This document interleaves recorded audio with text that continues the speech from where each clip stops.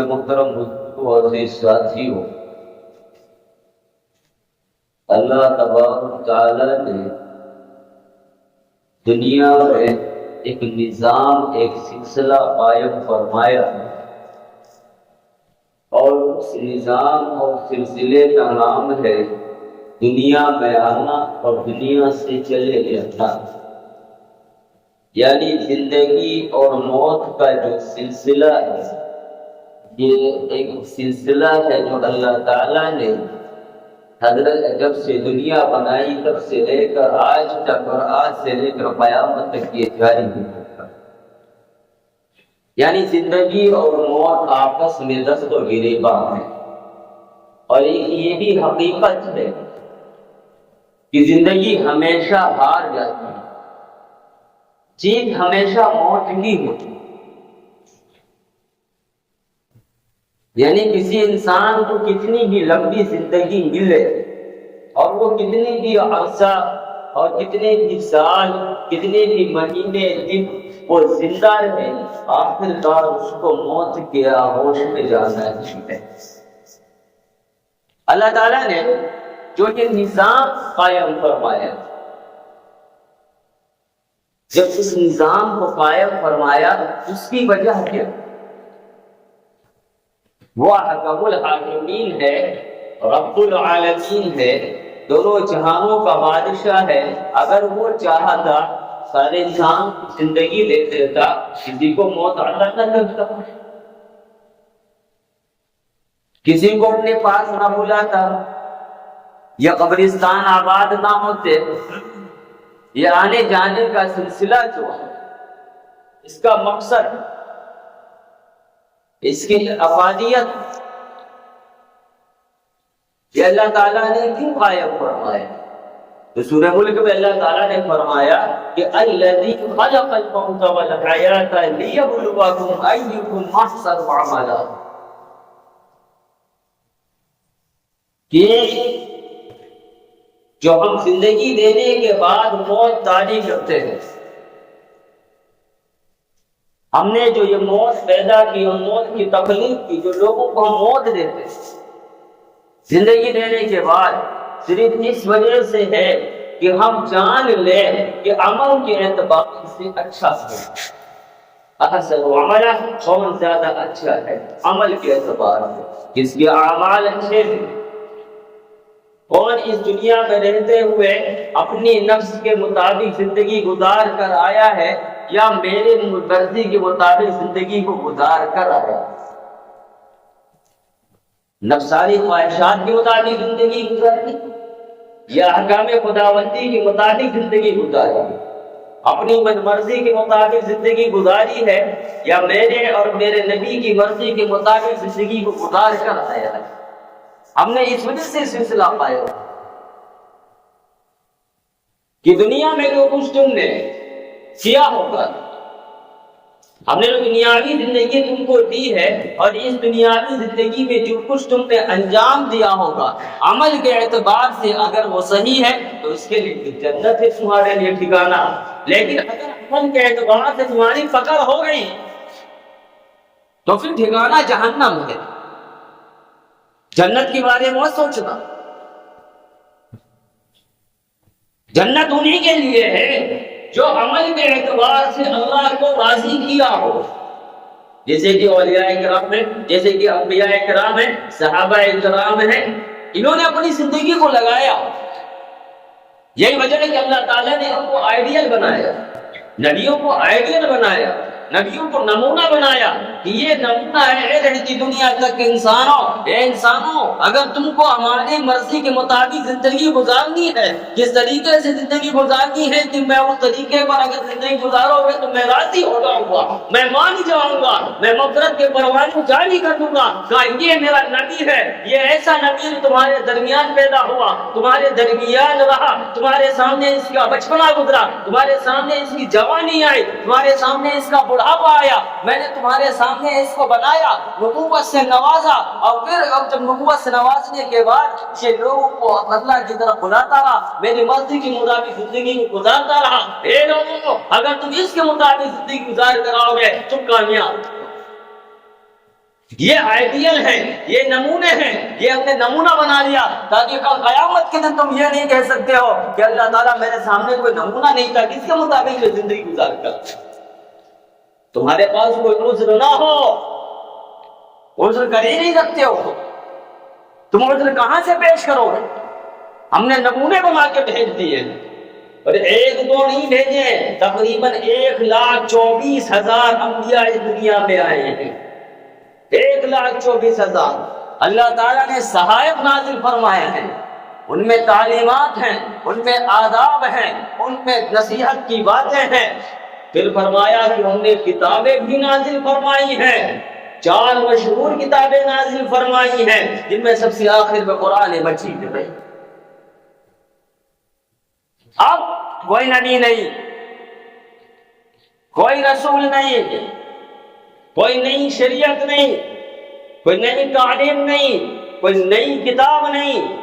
اب شریعت محمدیہ ہے، نبی محمد عربی صلی اللہ علیہ وسلم ہے، یہ نبی آخری نبی، یہ امت آخری امت، یہ قرآن آخری کتاب ہے۔ اب اپنی زندگی کو اس کے مطابق گزارنا ہے۔ ہم اپنی زندگی کو اگر اس کے مطابق نہیں گزار کر لے کے جائیں گے تو ہماری پکڑ، اور پکڑ ایسی ویسی نہیں ہے، یہ اللہ کی پکڑ ہے۔ ہم دنیاوی اعتبار سے دیکھ لیں، دنیاوی سزا کے اعتبار سے دیکھ لیں، ہم کتنا بھاگتے ہیں۔ ہم سوچتے ہیں کہ ہمارے جسموں سے، ہمارے کاموں سے کوئی ایسا کام، کوئی ایسا فعل نہ سرزد ہو، نہ کوئی ایسا کام ہم انجام دے جس وجہ سے قانون کی نظر میں ہم مجرم کہلائے، قانون ہماری گرفت کرے، ہم پکڑے جائیں، عدالتوں کے چکر کھائیں، عدالتوں کے ٹھکے کھائیں، اور پھر اس کے بعد ہماری سزا ہو۔ ہر آدمی بچنا چاہتا ہے، ہر آدمی کی یہی کوشش ہوتی ہے، ہماری آپ کی بھی یہی کوشش ہے کہ ہم دنیاوی قانون کے اعتبار سے مجرم نہ بنے۔ اگر دنیاوی قانون کے اعتبار سے ہم مجرم بن جائیں گے تو پھر ہماری کہیں کیا سفارش نہیں ہو سکتی، ہم اندر رکھ لیے جائیں گے، ہمیں سزائیں ملیں گی، ہماری زندگی کے کتنے سال سزاؤں میں کٹ جائیں گے، ہم ان سے بچنا چاہتے ہیں۔ پھر ایک ٹھپا لگ جاتا ہے مجرم ہونے کا، جب مجرم ہونے کا ٹھپا لگ جاتا ہے پھر کوئی کہیں معاملہ ہو جائے، ساتھ یہاں پیش ہو جائے، سب سے پہلے تم اٹھائے جاؤ۔ یہ دنیا کا نظام کہ بھلا مجرم ہے اس کو اٹھاؤ، ایسا تو نہیں اس نے گڑبڑ کر دی۔ یہ دنیاوی نظام ہے۔ تو سوچو جو احکم الحاکمین ہے، جس نے انسانوں کے دماغ میں اس قانون کو بنایا، پیدا کیا، اس قانون کی تدبیریں پیدا کی، سوچو اس اللہ کی سزا کتنی سخت ہو۔ آپ تصور کریں، غور کریں کہ وہ اللہ کتنا غصے والا ہوگا، اس اللہ کی جب پکڑ ہوگی کتنی سخت پکڑ ہو۔ قرآن نے جا بجا جو واقعات بیان کیے قوموں کے، چاہے وہ قوم عاد ہو، قوم سمود ہو، قوم لوط ہو، فرعون ہو، اب بنی اسرائیل ہیں، اب ان کے واقعات پڑھیں قرآن میں، غور کریں قرآن میں کہ قرآن کیا کہہ رہا ہے۔ افلا یعقلون افلا تعقلون، کیا تمہیں عقل نہیں ہے؟ ایسا قرآن میں سوال ہو رہا ہے۔ افلا ينظرون، کیا تم دیکھتے نہیں ہو؟ الا تفهمون شيئا، کیا تم کچھ بھی نہیں سمجھتے؟ ہم نے چرخارے لینے کے لیے واقعات نہیں بیان کیے، ہم نے ان واقعات کو اس وجہ سے بیان کیا ہے کہ تم بھی ان کی طریقے سے عمل کر کے آؤ گے، تمہاری بھی پکڑ ہو جائے۔ آج ہمارے اعمال ویسے نہیں ہے جیسے ہونے چاہیے تھے، ہماری پکڑ ہے، کیسے پکڑ ہے؟ ہم پر اللہ نے ظالم بادشاہوں کو مسلط کر دیا، ایسے ایسے بادشاہ مسلط کر دیے ہیں کہ جو نہ ہماری سنتے ہیں، نہ ہمارے بڑوں کی تکریم کرتے ہیں، نہ ہمارے بڑوں کی عزت کرتے ہیں، نہ ہمارے چھوٹوں پر رحم کرتے ہیں، نہ ہماری مساجد محفوظ ہیں، نہ ہماری عبادت گاہیں محفوظ ہیں، نہ ہماری تعلیم گاہیں محفوظ ہیں، نہ ہمارے مدارس محفوظ ہیں، نہ ہمارے علماء محفوظ ہیں، نہ ہمارے ائمہ محفوظ ہیں، نہ ہمارے عام آدمی محفوظ ہیں، نہ مرد محفوظ ہیں، نہ عورتیں محفوظ ہیں۔ یہ کیوں نہیں محفوظ ہیں؟ ہم کیوں پس رہے ہیں ظلم کی اس چکی میں؟ اس وجہ سے ہے کہ ہم اپنے اعمال کو چھوڑ دیا ہے، ہم نے وہ اعمال جو اختیار کرنے چاہیے تھے، جس کی وجہ سے اللہ کی نظر میں ہم قابل ہو جاتے ہیں، اللہ کی نظر میں ہم پسندیدہ ہو جاتے ہیں، ہم نے جب ان اعمال کو چھوڑ دیا تو ہمارے اوپر ظالم بادشاہوں کو اللہ نے مسلط کر دیا۔ یہ تھپیڑ ہے، یہ تھپڑ ہے کہ شاید یہ قوم بیدار ہو جائے، یہ شاید یہ قوم جاگ جائے۔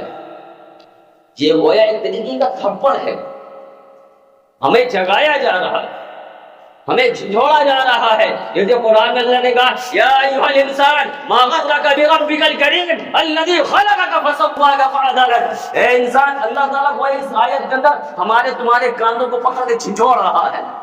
ایک ہوتا ہے ندا لگانا، صدا لگانا، آواز لگانا، کہ کوئی آواز سے جگ جاتا ہے، کوئی ہلکی آہٹ سے جگ جاتا ہے، کسی کو ہلکی سے بلند آواز دینی پڑ جاتی ہے، اس سے بیدار ہو جاتا ہے۔ کچھ لوگ ایسے ہوتے ہیں جو اس سے بیدار نہیں ہوتے ہیں، کچھ لوگوں کو پیر پکڑ کے ہلاؤ ہلکے سے تب بیدار ہو جاتے ہیں، ان کے بس بستروں پہ ہلاؤ بیدار ہو جاتے ہیں، اور کچھ لوگ ایسے ہیں تو ان کو پکڑ کے جھوڑا جاتا ہے تب وہ بیدار ہوتے ہیں۔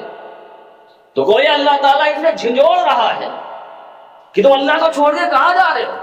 اس دھوکے کی دنیا میں، یہ جو دھوکے کی زندگی ہے، تم اس میں کہاں پڑے ہوئے ہو؟ اللہ کو چھوڑ کے جاؤ گے برباد۔ صحابہ کرام مختصر تھے، پوری دنیا میں اندھیرا، پوری دنیا میں کفار، اللہ کے نبی صلی اللہ علیہ وسلم کی واحد ذات، ان کے ساتھ صحابہ کرام۔ دیکھ لیجیے بدر کے موقع پر 313 ہے، احد کے موقع پر دیکھ لیجیے 1000 یا 1400، اس سے زیادہ تو نہیں، لیکن اللہ تعالیٰ ان کی مدد کی۔ جب مقابلہ ہوا، جامنا سامنا ہوا، حق اور باطل کا جب معرکہ ہوا، ایک طرف 313 ہے، ایک طرف 1000 کی تعداد، ایک طرف تلواریں نہیں ہیں، گھوڑے نہیں ہیں، پینے کے ڈھنگ کا پانی نہیں، خیمے نہیں ہیں، لیکن دوسری طرف کیا ہے؟ 750 سے اونٹ تھے،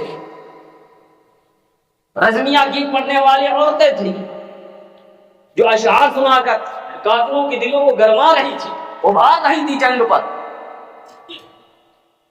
ان کے پاس ساز و سامان، دنیاوی جو طاقت و قوت ہونی چاہیے تھی جنگ لڑنے کے لیے، وہ ساری کی ساری چیزیں ان کے پاس میسر تھی۔ صحابہ کرام کے پاس وہ چیزیں میسر بھی نہیں تھی۔ کسی کے پاس گھوڑا ہے تو زرہ نہیں، زرہ ہے تو تلوار نہیں، تلوار ہے تو بھالا نہیں، بھالا ہے تو کچھ نہیں ہے، کوئی پیدل ہی ہے، کسی کے پاس نہ اونٹ ہے، نہ خچر ہے، نہ گھوڑا، کچھ بھی موجود نہیں، لیکن ان کو اللہ کی ذات پہ بھروسہ تھا۔ ان کو معلوم تھا یہ حق اور باطل کی لڑائی ہے، یہ حق اور صداقت کی لڑائی ہے، یہ جھوٹ اور فریب کی لڑائی ہے۔ ایک طرف جھوٹے خداؤں کو ماننے والے ہیں، ایک طرف اللہ کو ماننے والے ہیں۔ ایک بات ہمیشہ یاد رکھنا کہ حق اور سچ بات، سچائی کچھ دیر کے لیے مغلوب ہو سکتی ہے، اس کے اوپر جھوٹ غالب ہو سکتا ہے، لیکن زیادہ دیر تک نہیں، یہ ہمیشہ یاد رکھنا۔ جھوٹ پھر مغلوب ہو جائے گا، باطل پھر ختم ہو جائے گا، حق کا پھر بول بالا ہوگا، حق کا بول بالا ہونا ہی ہونا، سچ کا بول بالا ہونا ہی ہونا۔ یہ بدر کی لڑائی کے واقعات سے سیکھیں کہ جنگ کا موقع اللہ کے نبی صلی اللہ علیہ وسلم کیا دعائیں مانگ رہے ہیں، یا اللہ اتنی مختصر سی جماعت ہے، اگر یہ بھی ختم ہو گئی تو روئے زمین پہ تیرا نام لینے والا کوئی باقی نہ بچے گا۔ اللہ دعائیں کر رہے ہیں، اللہ کے نبی صلی اللہ علیہ وسلم پوری کڑے اللہ کے سامنے عبادت کی ہے، دعائیں مانگی ہے۔ ہم نے کبھی دعا مانگنے کا اہتمام کیا؟ کوئی گھر میں بیمار ہو گیا ہو، ہم خود بیمار ہوں گے، کبھی آئے سوچے کہ ہم خود بیمار ہوں گے، چلے اللہ کے پاس چلے، اللہ کے حضور چلے، 2 رکعت نماز صلاۃ الحاجہ پڑھ کے اللہ سے اپنی بیماری کے لیے دعائیں مانگے؟ کبھی ذہن میں کبھی خیال نہیں آتا، کیونکہ ہمارے ایمان کی کمی ہے۔ کیوں؟ اس وجہ سے کہ ہم نے دنیا کی محبت ہمارے رگ و ریشے میں اتنی پیدا ہو چکی ہے کہ ہمیں آخرت سے ڈر لگنے لگا ہے، ہم موت سے ڈرنے لگے ہیں۔ حالانکہ ہم وہ قوم تھے جس کے بارے میں صحابہ اکرام کہا کرتے تھے، جب وہ دوسرے بادشاہوں خط لکھا کرتے تھے، دوسرے سپہ سالاروں کو خط لکھا کرتے تھے، تو کہا کرتے تھے کہ ہم موت کو ایسا ہی پسند کرتے ہیں جیسا کہ تم لوگ شراب پینے کو پسند کرتے ہو۔ موت سے وہ نہیں ڈرتے تھے، ان کو معلوم تھا کہ یا تو ہم شہید ہوں گے یا تو ہم غازی ہوتا ہے، اور دونوں حالتوں میں ہمارے کیا ہے، دونوں حالتوں میں ہمارے دونوں ہاتھوں میں لگو، شہید کوئی مرتبہ اونچا، غازی کوئی مرتبہ بہت اونچا۔ آج ہم موت سے ڈرتے ہیں، وجہ صرف یہی ہے کہ ہمیں اللہ سے ملاقات کرنے کا قطعی طور پر شوق نہیں ہے، کیونکہ ہم جانتے ہیں مرنے کے بعد اللہ سے ملاقات ہوگی، اور یہ شوق ہمیں دنیا میں قطعی طور پر نہیں ہے۔ اگر شوق ہوتا تو ہماری جگی کیا ہے سجدے میں ہوتی، ہمارا سر سجدے میں ہوتا، ہم نمازوں میں ہوتے، ہمارا ذکر و اذکار میں من لگتا، قرآن کی تلاوت میں من لگتا۔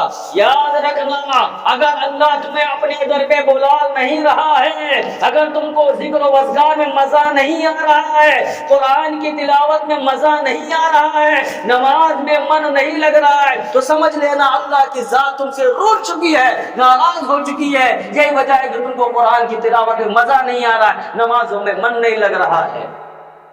اللہ جب کسی سے ناراض ہوتا تو بیمار نہیں کرتا کہ بیمار کرتے، کسی کی روزی بند نہیں کرتا کہ اس کی روزی بند کر دے، بلکہ کیا ہوتا ہے اس کا من نہیں لگتا قرآن کی تلاوت میں، نماز پڑھتے ہوئے مزہ نہیں آتا، دل بھاگ رہا ہے مسجد سے، بھاگے جا رہے ہیں مسجد سے۔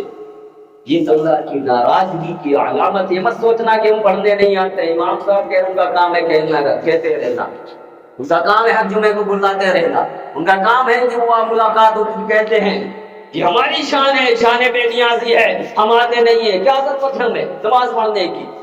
یہ تو اس وقت پتا چلے گا جب آنکھ بند ہوگی، وہ اس وقت معلوم ہوگا جب وہاں کھڑے ہوں گے کہ ہم گدھے پہ سوار تھے کہ گھوڑے پہ سوار تھے، یہ اس وقت معلوم ہوگا۔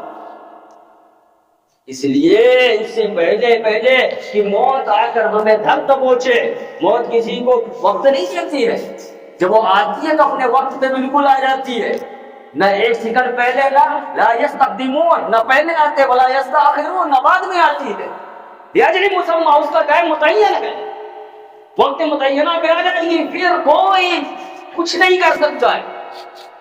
اب وہ کب آئے گی کسی کو نہیں پتا ہے، مجھے نہیں پتا ہے، اتنے پیدا باپ کے ساتھ بات کر رہا ہوں کہ ضروری نہیں ہے گھر میں موجود رہو، اس سے پہلے اللہ کے پاس پہنچ جاؤ۔